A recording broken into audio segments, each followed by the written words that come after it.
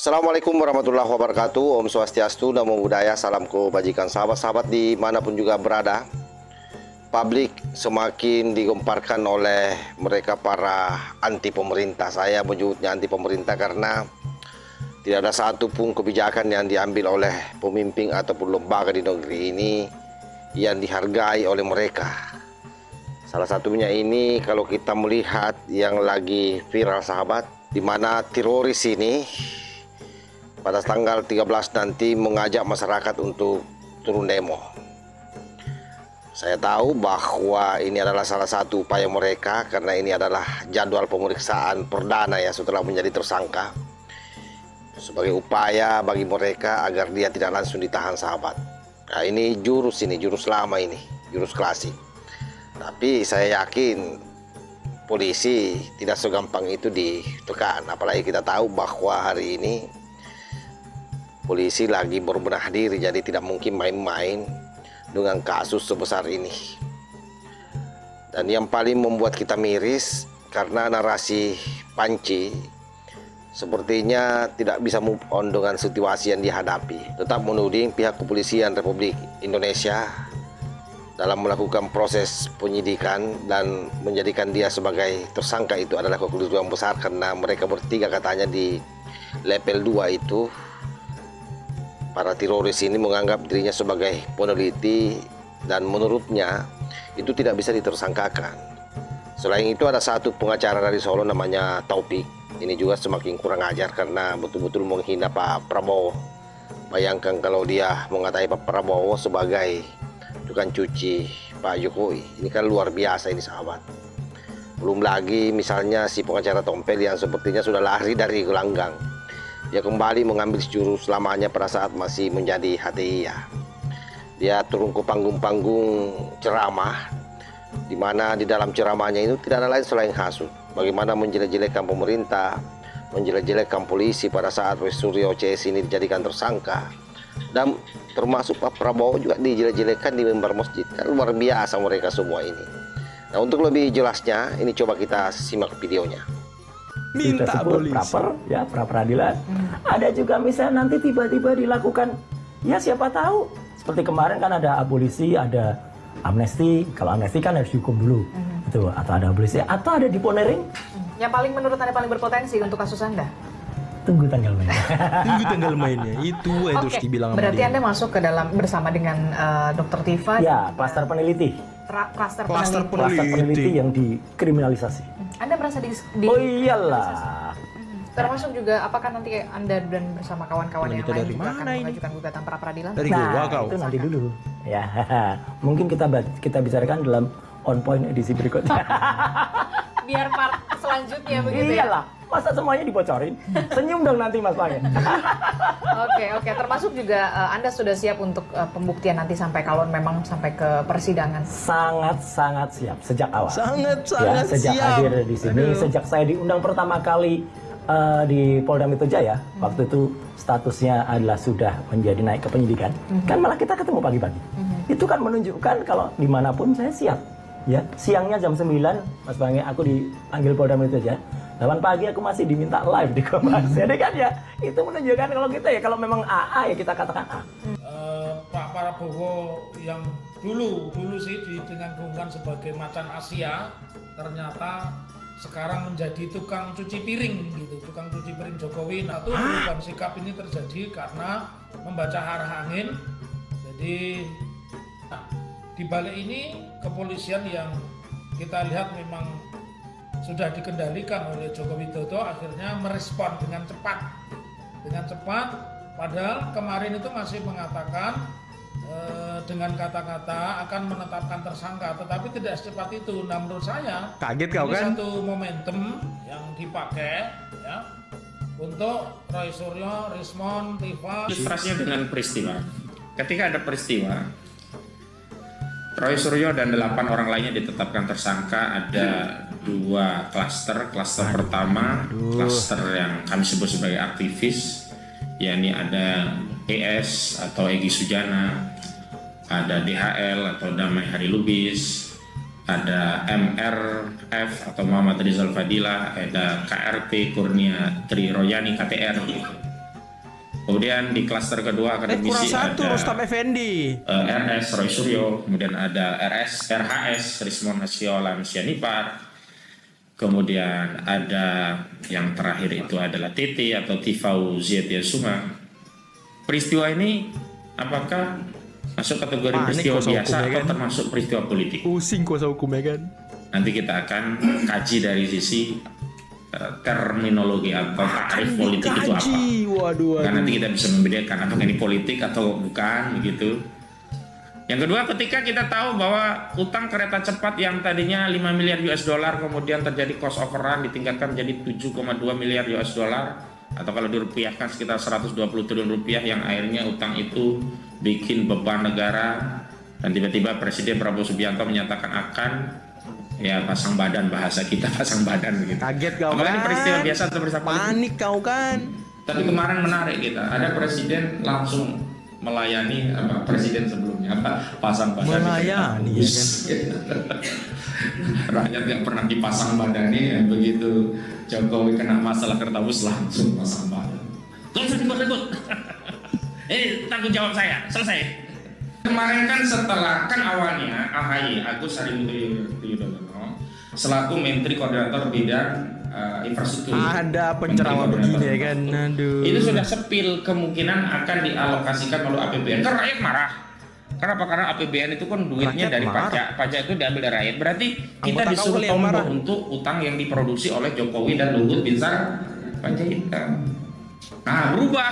Prabowo katanya kita akan tutup dari uang sitaan hasil korupsi. Jadi lagi-lagi Roy Suryo kembali bersembunyi di balik narasi kriminalisasi, sahabat ya. Jadi sampai kemudian pasal yang menjelat dirinya terlalu berat dan masuk dalam klaster kedua. Dan alasannya itu sangat lucu, karena dia merasa sebagai peneliti maka dia harus kebal hukum. Tentu yang menjadi pertanyaan sederhana buat kita semua, peneliti apa yang menebar hoaks dan mempelintir data untuk menyerang mantan presiden atau presiden ketujuh Pak Jokowi. Jadi memang Panci ini tampaknya lupa bahwa status akademik bukan tameng hukum. Negara ini saya kira tidak mengenal istilah peneliti kebal pasal ya. Tidak ada itu. Kalau kamu menyerang orang dengan kebencian, melakukan fitnah, tidak ada istilah kau peneliti. Kamu ini merasa peneliti tapi kerjamu menyebarkan hoaks dan mempelintir data. Bagaimana caranya kamu bisa dikatakan sebagai peneliti, bos? Jelas-jelas informasimu palsu, manipulasi terhadap publik dan pencemaran nama baik. Maka tetap harus kau bertanggung jawab. Oleh karena itu yang sedang terjadi sesungguhnya bukan kriminalisasi, tapi ini adalah legalisasi kebenaran lewat proses hukum. Dan itulah yang saya kira benar dalam konteks negara kita hari ini sebagai negara yang menjunjung tinggi proses penegakan hukum. Dan semua warga negara harus menghargai itu, apapun pangkatnya. Jadi semua memang satu model. Belum lagi ini si Taufik ini yang muncul dengan komentar murahan, dengan menampar akal sehat kita semua. Bayangkan kalau dia menuding Pak Prabowo berpihak kepada Jokowi, bahkan berani menghina dengan menyebut tukang cuci piring. Waduh, ini harus dilaporkan ini ke polisi ini. Dan ini menjadi bukti bahwa sebagian orang ini semua sudah kehilangan nalar politiknya. Jelas-jelas Taufik buat saya, dia gagal memahami bahwa kerjasama antara pemimpin bukan tanda tunduk, tapi itu adalah merupakan bentuk kedewasaan di dalam rangka membangun bangsa ini. Jadi jangan menganggap bahwa Pak Prabowo sedang mencuci piring. Dia sedang membersihkan warisan kebencian dan polarisasi yang dulu mereka ciptakan. Makanya Pak Prabowo, kenapa dia mengambil sistem politik merangkul sesungguhnya? Karena dia mau menyelesaikan ini. Tapi kalian semua tidak dewasa, masih saja terus menghantam Pak Jokowi dengan isu murahan. Justru Taufiklah sebenarnya dengan kelompok teroris ini yang tampak seperti tukang cuci fitnah, mencuci kebohongan demi kebohongan agar terlihat bersih di mata publik. Padahal masyarakat sudah semakin cerdas. Mereka bisa membedakan mana negarawan, mana penghasut. Dan kalian ada dalam posisi sebagai penghasut. Dan yang paling memprihatinkan sahabat, kalau kita melihat dari video yang tadi itu, adalah Khosinuddin. Luar biasa Khosinuddin ini. Alih-alih dia menyejukkan umat di mimbar, dia justru menjadikan masjid sebagai panggung provokasi. Bayangkan kalau dia mengatakan bahwa Polri dikendalikan Jokowi dan Prabowo di bawah tekanan Jokowi. Luar biasa kan? Dan narasi seperti ini saya kira bukan hanya sesat, tapi juga sangat berbahaya.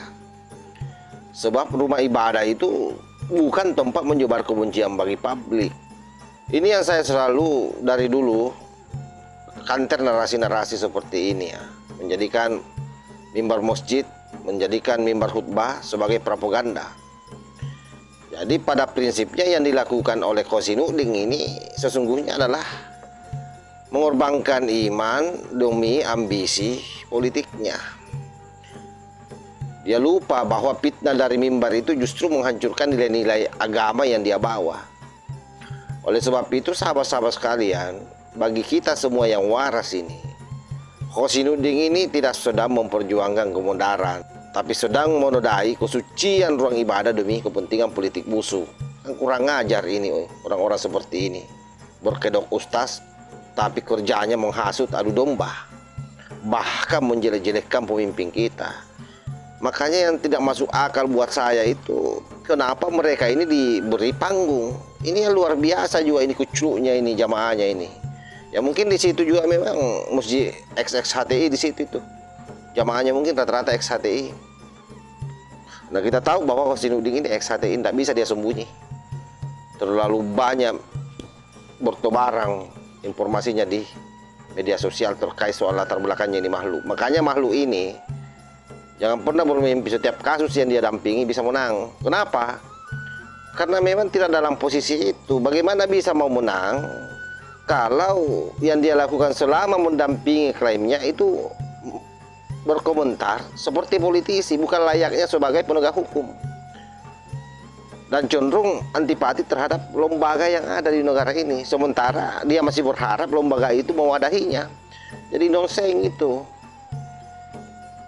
Jadi orang-orang seperti ini berlindung di balik demokrasi sesungguhnya demi untuk memperjuangkan agenda besarnya, yaitu khilafah. Dan inilah sebenarnya yang menjadi dasar dari kekuatan Khosinuddin ini, kenapa sampai hari ini tetap bertahan. Karena dia mempunyai ruang untuk membangun provokasi, diberi ruang. Kan dia ini masih tercatat sebagai pengacara, jadi itu dia memanfaatkan betul itu untuk memprovokasi umat. Inilah yang terjadi sahabat. Oleh sebab itu buat kita semua yang waras ini, sekali lagi ketiga orang ini memang betul-betul mengorbankan akal sehat demi mempertahankan kebohongannya. Roy berlindung di balik kata-kata peneliti dan ujung-ujungnya minta abolisi nanti.